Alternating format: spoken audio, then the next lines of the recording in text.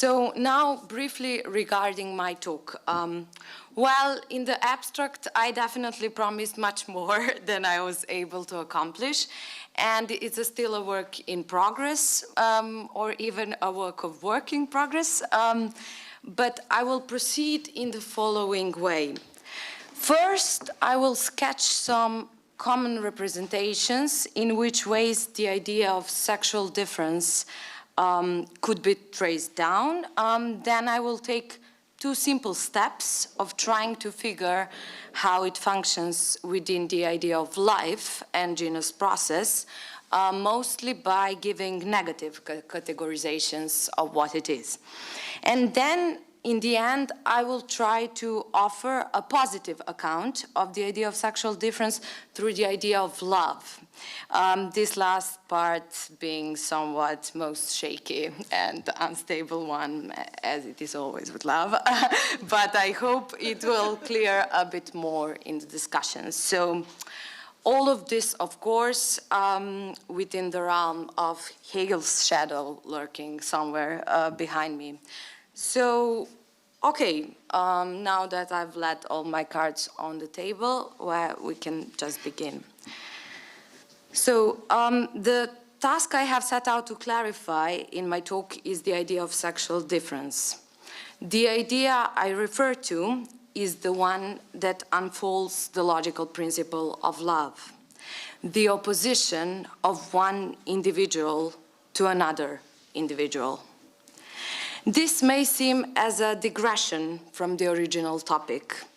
She who opposes herself to the other does not distinguish herself from the other, but stands against the other.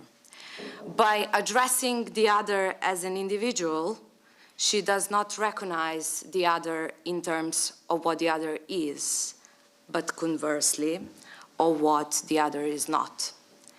And what the other is not is herself. Hence, through the act of opposition, she asserts herself. She says, I, not you.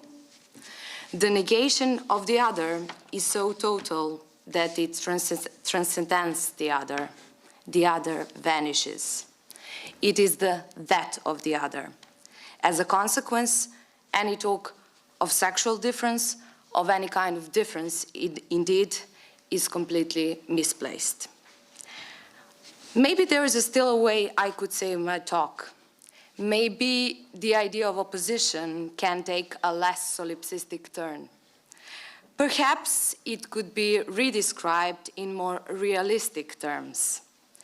The other may endure even when she ceases with her thinking activity.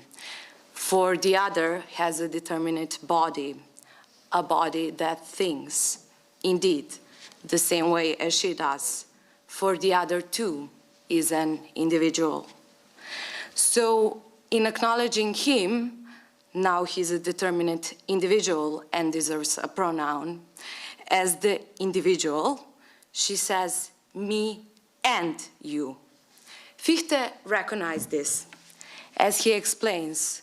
When we ask after the necessity of the relation of opposition, we consider the relation between two individuals.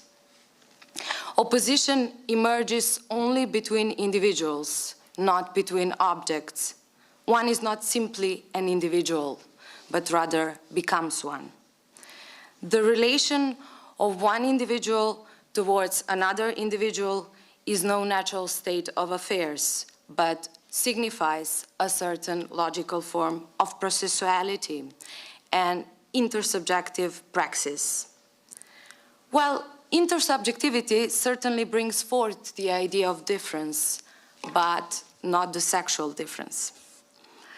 It is conceivable that individuals oppose to each other in such a way that they do not only delimit each other from each other, but transcend the very idea of individuality.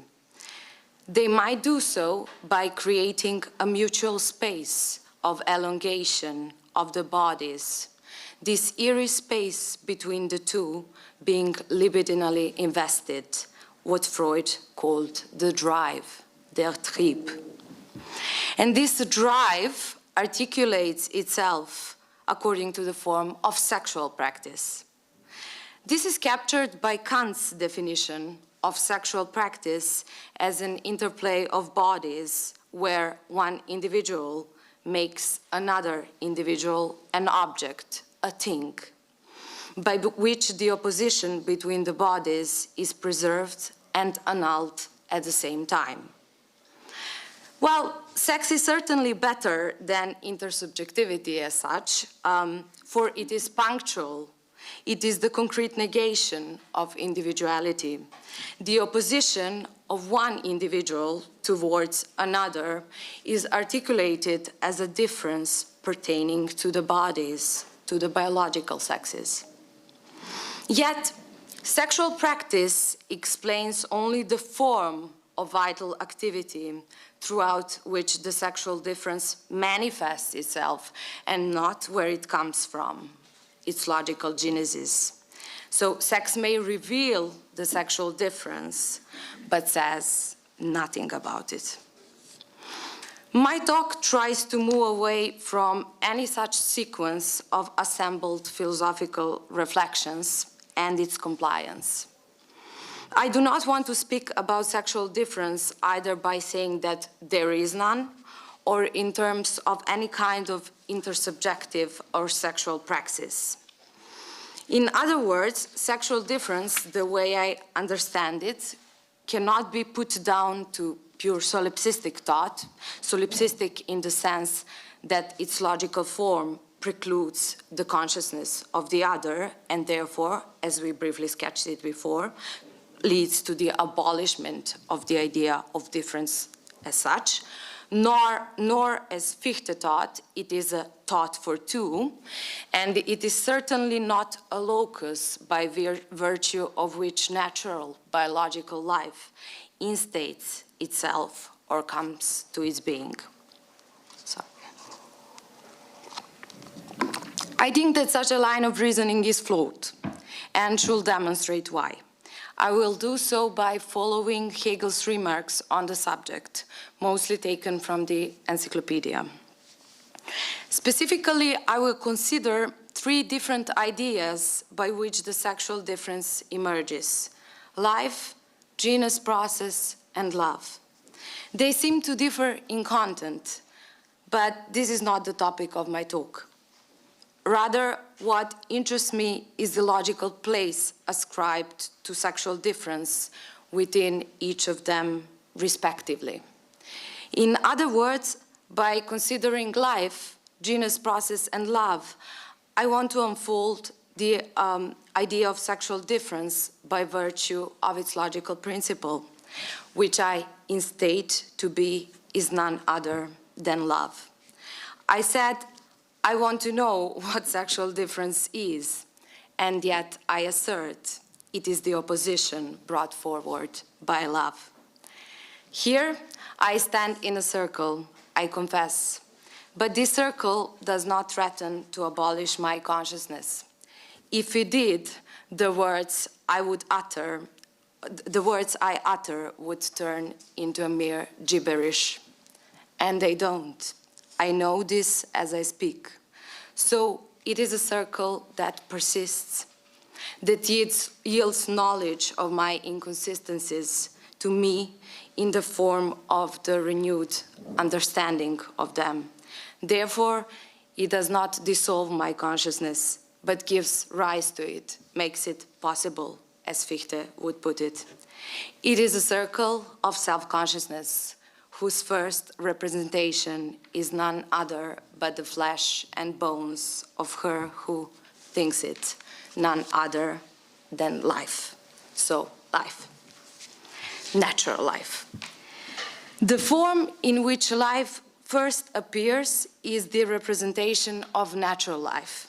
That is to say, an external manifold of species diversity and differentiation. According to such a form of life, life is an all-encompassing whole of different areas of life forms. Each and every living form and I say form and not being, because a distinction between organic and inorganic is preserved, between an ant, a human, and a stone, subsists by and through itself in such a way as to form up the totality of life. But if this is so, if life is indeed nothing but a sequence of the bundle of many finite life forms, be it that of a stone or an ant or a human, adding up in some higher unity of life, totality of life, this does not tell us what life is, but rather mystifies it.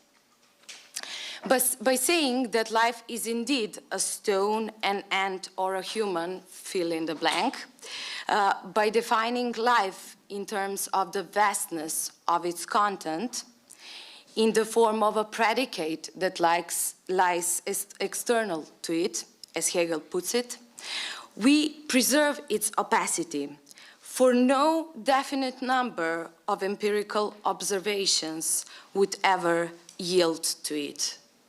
No empirical observation will ever exhaust what the idea of life is. None of them will ever give us a description good enough to satisfy the form of its logical principle. The sexual difference, according to that representation of life, is the following. It lies in an empirical observation that there are indeed different sexes in nature, but according to Hegel, we cannot make any generalization out of it. For if we could, we would have to prioritize one life form against the other. And this is what we precisely cannot do if life is defined in terms of the nexus of its representations. However, it could be objected that human life is nevertheless a certain natural life that has a more privileged status among many other life forms in terms of its complexity. Yes, it may be true that chemical reactions that take place in humans are more densely compound in comparison to that of an ant or a stone. But to define the idea of life in terms of its operating principles does not reveal what happens to it according to them. It says only that life manifests itself in the form of a certain processuality, but not what it is. So life as an inner process, as the form of processuality. Life, according to the idea of inner process, is this. A form of an all-encompassing whole or a totality by which each and every element is articulated as a means and an end, as means being an end and an end being means. It is a unity of its own elements characterized by its inner purposiveness. The end eats the fruit. No chemical processes propel the ant to eating. Of course, this does not mean that chemical processes take no part in the digestion of the ant. They do. But no digestion process clarifies the way the ant acts the way he does. The act does not simply eat the fruit, but does so as a whole, for the ant is an organism.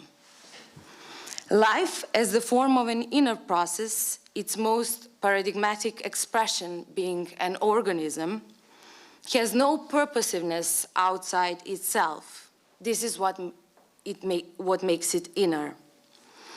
But if this is so, if life sustains itself only through itself, with nothing that lies outside its process, this means that no real difference occurs in it. In fact, in its incessant repetition of itself as identical to itself in each and every moment of its own becoming, life abolishes itself. it ceases to be a process. This is why Hegel says that according to such a form of life, the difference between the sexes vanishes. He speaks about Verschwindung des Geschlechts. For it is not a process, it is a thought that becomes a self-enclosed totality and needs to be redefined by inclusion of the form of this very totality as a term within its own process.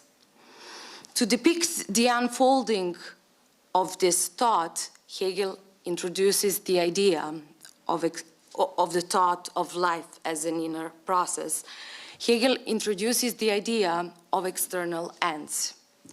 So an organism, precisely and insofar it is inner to itself, must oppose to itself to what is not. This is the way we introduced external ends. Or rather, it must become an animal.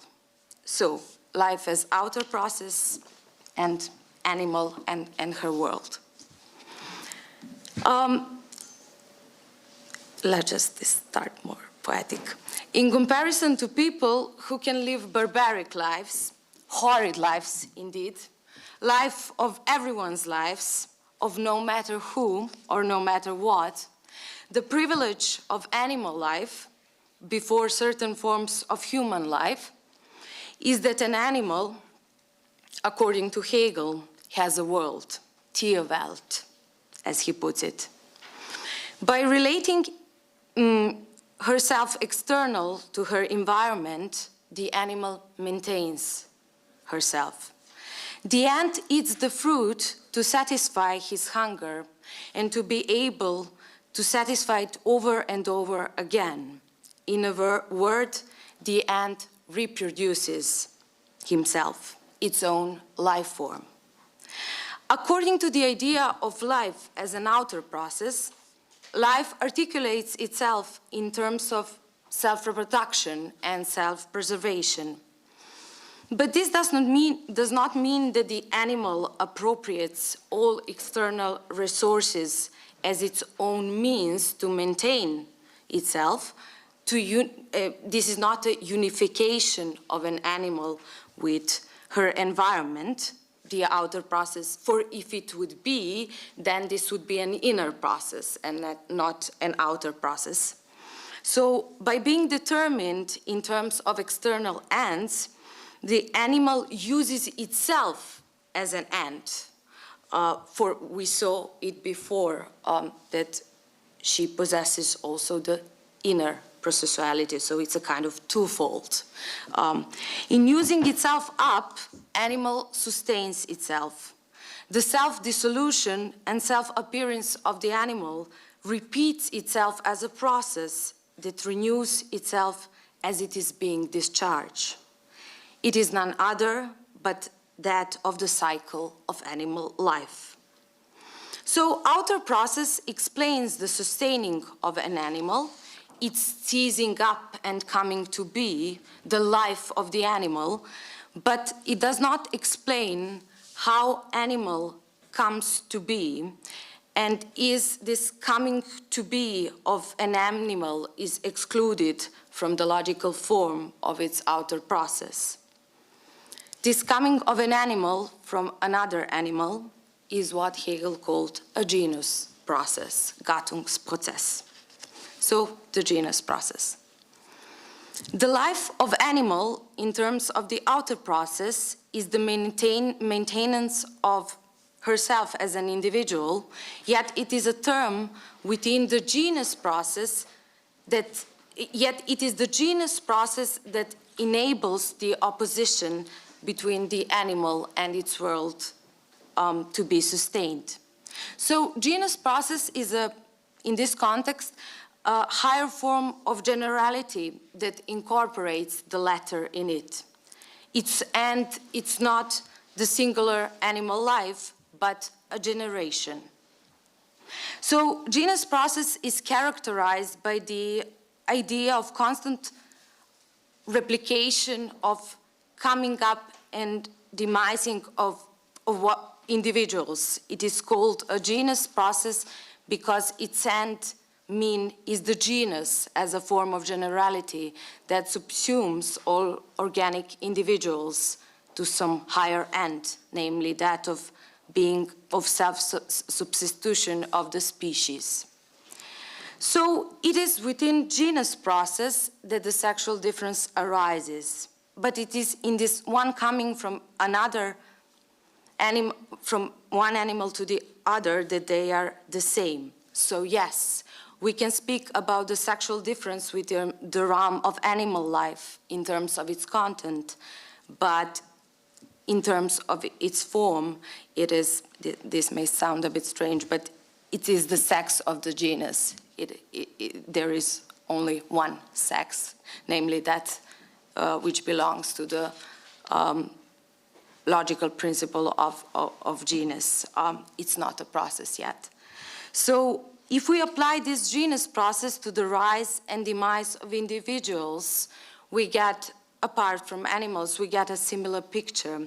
The individuality is embodied, Hegel says, through an individual relating to itself as an individual of the same species. The judgment that arises, that is formed in such a way, actually the relation between the two individuals is the sexual difference. But the problem is that individuals relating themselves in such a way do so as individual animals. They do so as to relate, they relate in such a way as to preserve their genus process.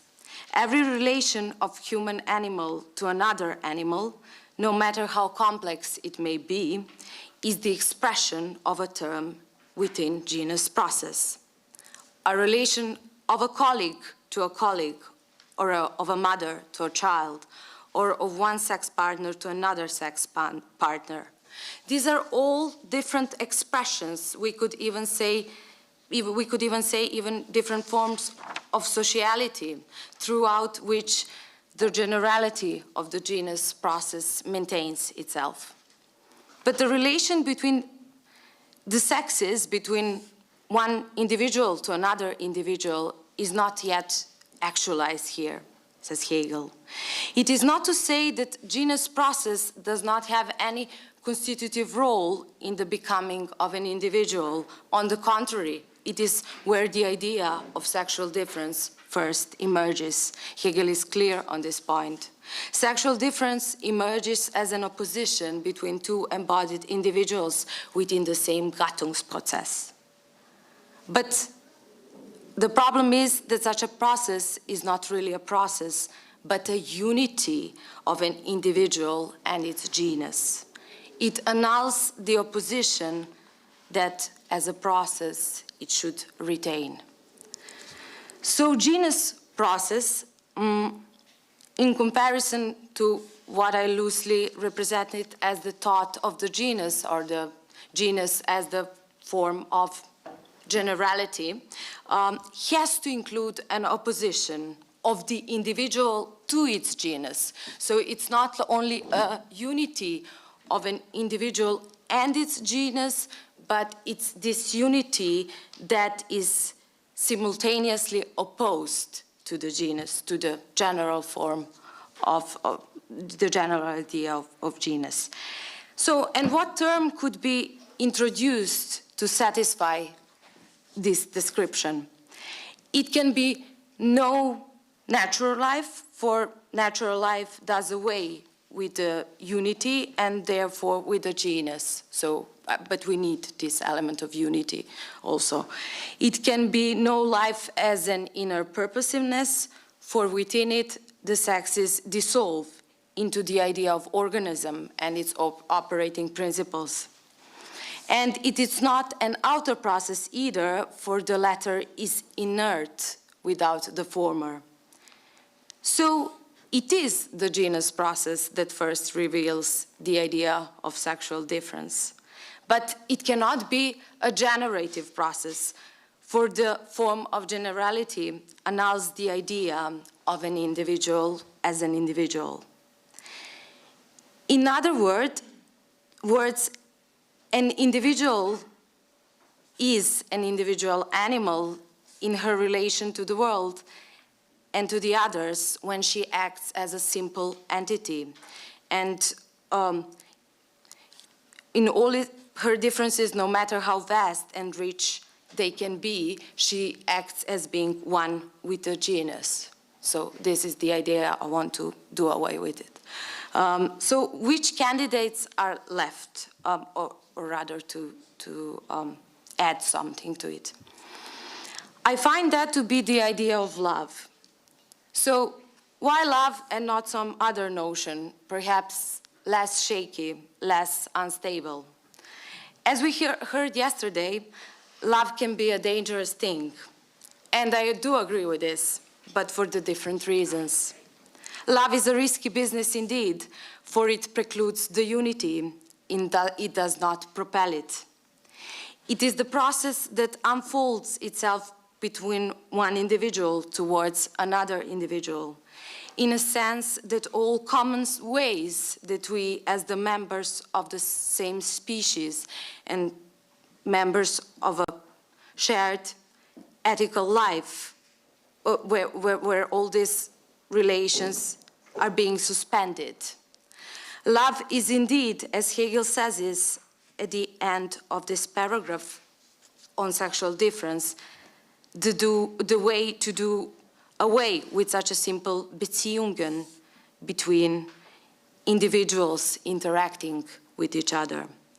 It is the unfolding of the spirit. But to say that love is simply the spirit would be to miss it. In relating herself as an individual opposed to another individual in the act of love, she does not experience a sudden demise of her biological and ethical life, where no differences matter. On the contrary, they do matter. In addressing the other through the act of love, she opposes herself to the other, not as an individual animal, but as the member of the same genus and the opposition to it simultaneously.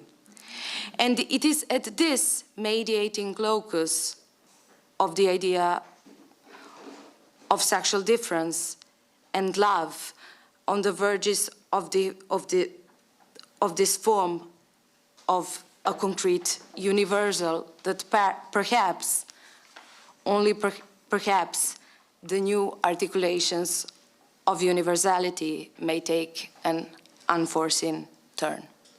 I shall stop now. Thank you.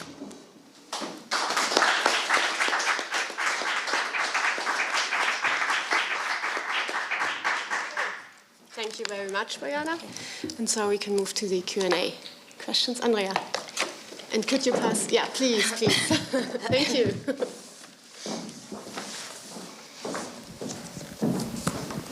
you. Yeah, this is just a suggestion, but I'm wondering what you think about Hegel's reference to love or attraction in the Logic in the chapter on chemism. So this is to think about love in the context of like chemical attractions or chemical processes. And what I think is interesting about that is that there is a kind of, it presupposes some kind of distinction. It seems to presuppose some kind of opposition, perhaps, in the sort of interacting forces or components of the chemical process, but it also tends towards neutralization or something like that. So it kind of overcomes the difference that it presupposes. So I'm wondering what you think about the fact, and actually Hegel mentions like gender and attraction. I think, I can't remember the exact term he uses in that context, and it seems to be an allusion to Goethe's Wahlverwandtschaften. So, yeah. Yeah. Thank you. It's a great question, and I don't have the answer, but I know that he says there that all kind of higher activities of spirit, including love included, could be grounded in chemical processes. And I find it interesting that maybe this would be just a minimalistic answer. But what I find interesting is that, of course, chemical processes are not, that he does not define chemism in terms of, only in terms of chemical processes. So it's not this mechanistic, organic idea of life that he wants to perpetuate there. But chemism, the way I understand it, if we try to see what precedes before, is a mechanism, and then he comes to chemism. So it's a kind of plea for a relation of unification between the elements. So yeah, this would be the shortest answer. Okay. Thank you.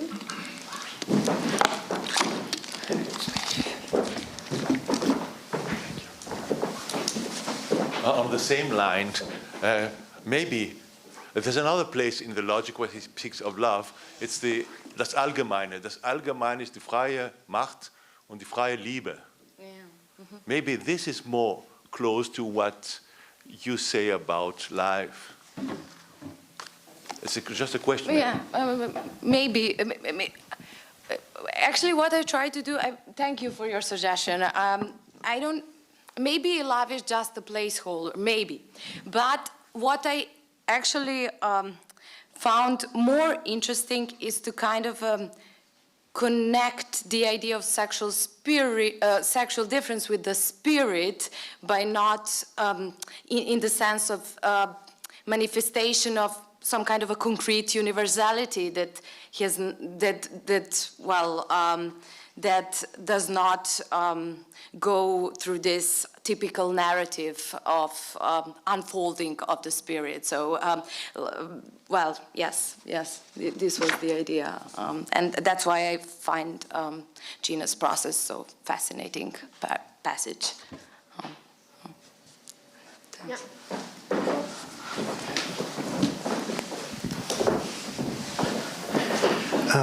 Thank you, Bojana.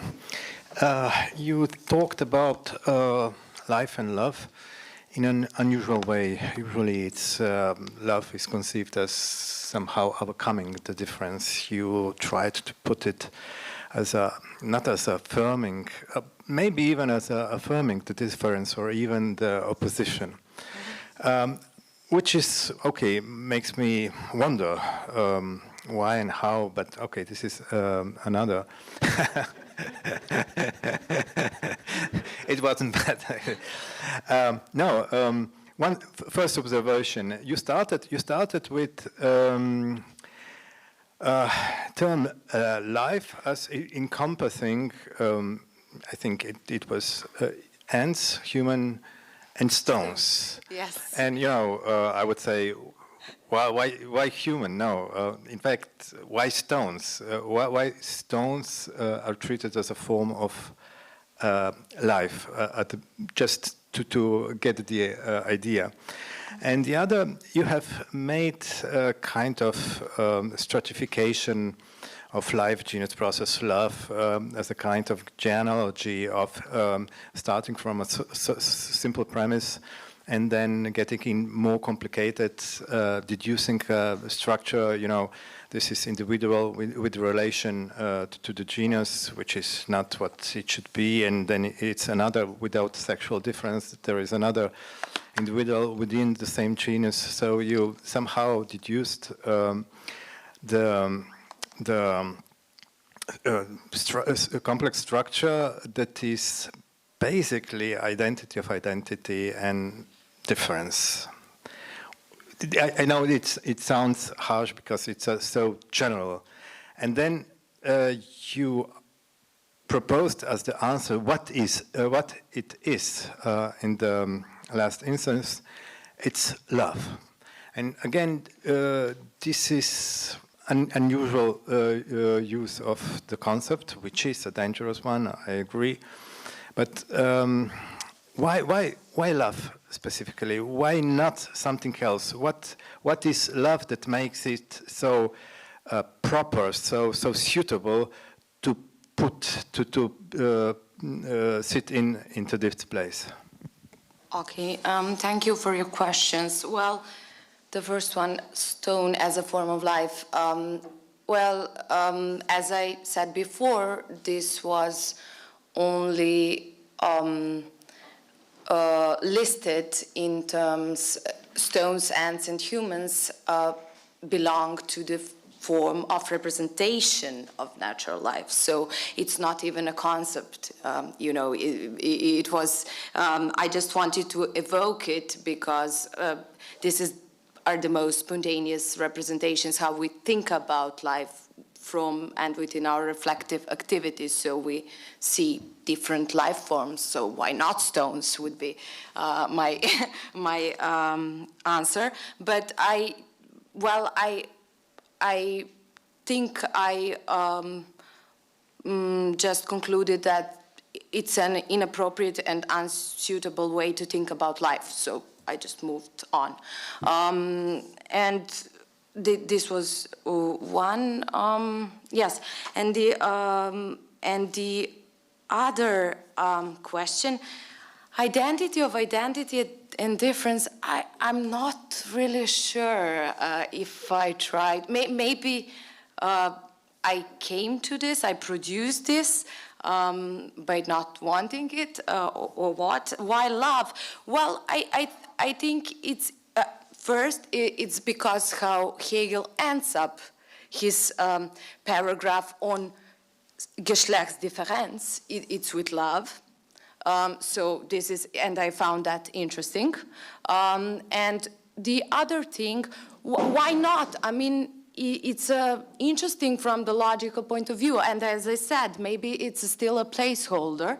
But on the other hand, it's an interesting structure from the logical point of view, namely because first it includes the idea of bodies and genus process.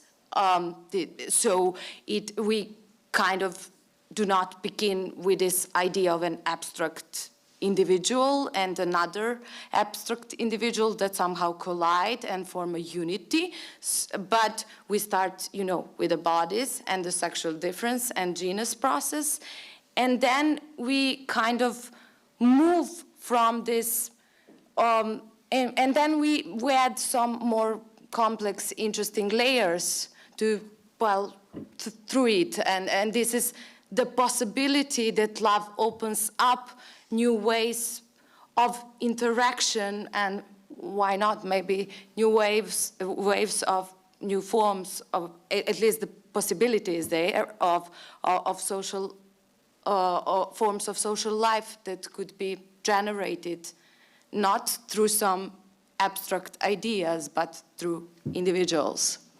Okay, Jean-Baptiste. Yeah, thank you for your talk.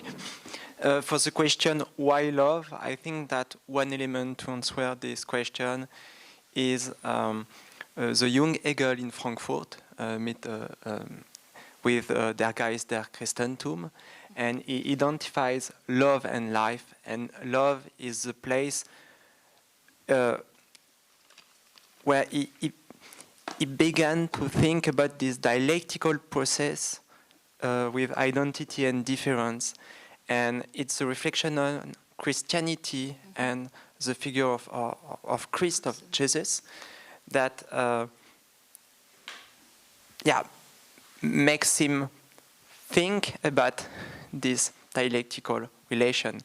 And I think this is one of the reasons why he calls the comical processes love, and love is the Freimacht. And you have this ontological meaning that is taken from his reflection on Christianity. So maybe it's one element. So what do you think of that? Is it the background of your talk? Or? Thank you for your question. Yes, maybe it could be. It definitely love brings in the game specific kind of opposition. This is what I'm interested in preserving the opposition, the difference. But when it comes to the figure of Jesus, yes, I am acquainted with these arguments and I find them nice in the sense that what the figure of Jesus brings is this dissolution of having an abstract idea of God and its manifestation. So again, this is a kind of unity, a unity of difference, and then there is a figure of Jesus who kind of concretizes itself, comes to the world, and says, forget about this all. So it's now, if we want to act piously, we'll do, yes, well, through acting. I mean, there is no this distinction between how to think and what to do kind of collapses. So yes, maybe, but I'm not sure. I have to think about it more. But thank you for your suggestion. Could you pass it to her? Thank you. Thank you. I found really interesting this idea of love connecting everything, the sexual differences, and also, a possibility of other relations. I was thinking about maybe distinguish this. At least if we stay with Hegel, we don't need to do this, but if we stay in Hegel, to distinguish these three aspects of life, a logical life, the nature life, and a spiritual life. And then think about love, how it works in each aspect. Because then I was thinking, love, when we attach to the sexual difference, specifically, it leads us to the ethical love that leads us to the marriage. And that's not the way I understand that you are trying to go. No. Exactly. So, in a way of development of the system, we go there with it. That's not what you're trying to do. So maybe another suggestion is to focus on this relationship between sister and brother, of this Antigone figure that has no, but on the other side, it has no sexual difference in this way, in a sexual relationship, but it has a sexual difference, and it's mediated by love. So maybe it's something to think about it. Doesn't have to answer that, but I don't know. There's these aspects different aspects of how to think about love and how to think about life too, and how love can correspond or no in all of it also. Thank you. Thank you. Well, I don't know if I'm able to, if I'm currently able to answer the question about, tracking down the way love functions in these three triads of ethical life and spiritual life and natural life. But regarding the point on Antigone and the relationship between brother and sister, well, actually, I think my point, maybe it could be interesting, but maybe also not in some aspects. Why?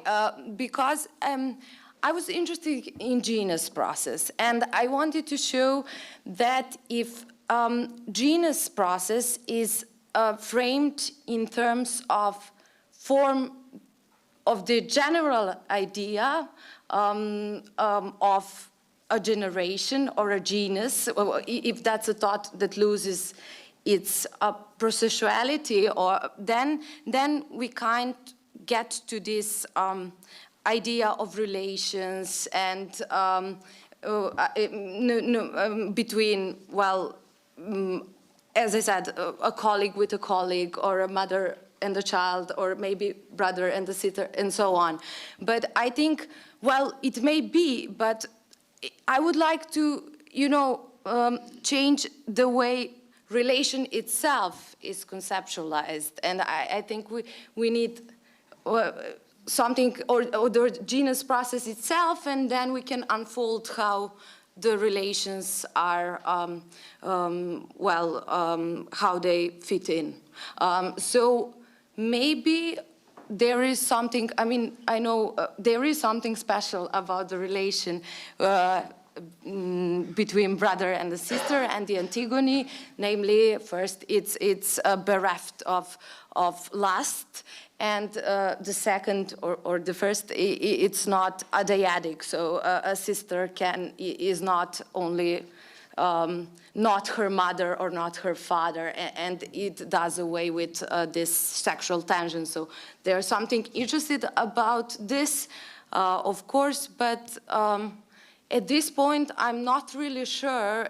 I don't know if it is specific enough so that it could yield me to this idea of genus process that I'm really interested in. And maybe also love, yeah, maybe it's a placeholder. It's just the way that I want to define and refine opposition in more complex terms. So love then comes here, and it's not, it's not out of the blue. Hegel writes it, but probably it's not his last word on it. It's just ending the chapter.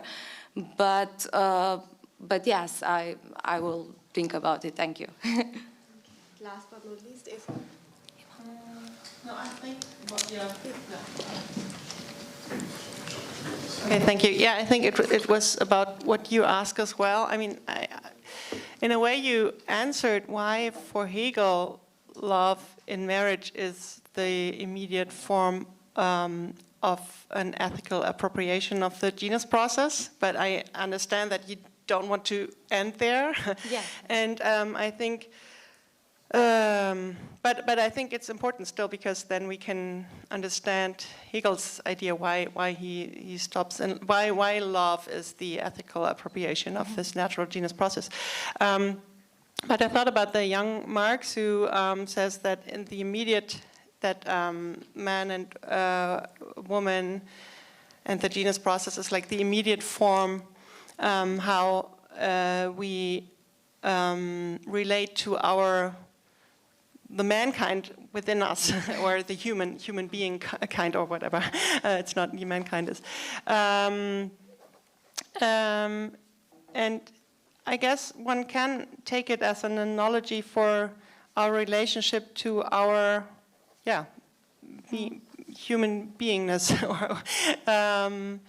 And then, of course, you have all the other relationships as well, and because they are part of the reproduction process. And then we need to have an ethical way to relate to all those.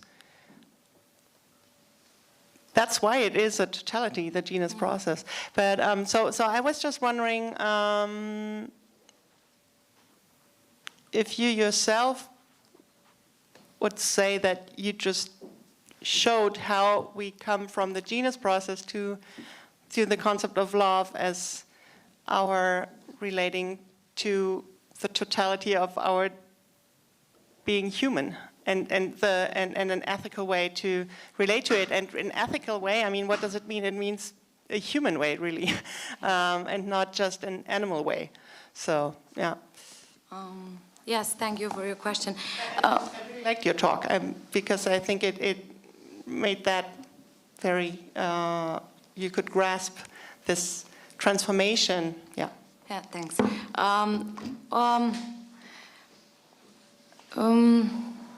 Maybe you put it well.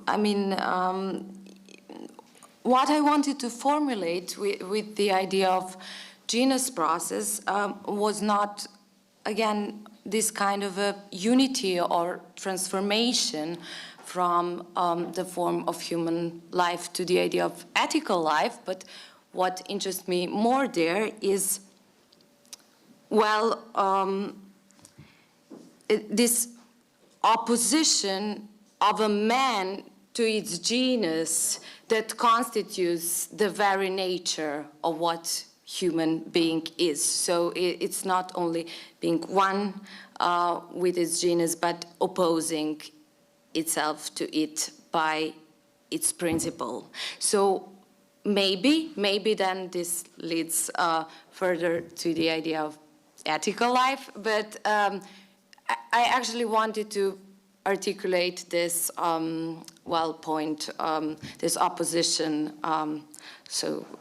in strong terms, that being a natural being is doing away with nature. But I still do that as a member of a genus process. So I think this is a really nice idea. I mean, because it does not, okay. Yeah. Thank you very much for the discussion and the talk. Yeah. Thank you.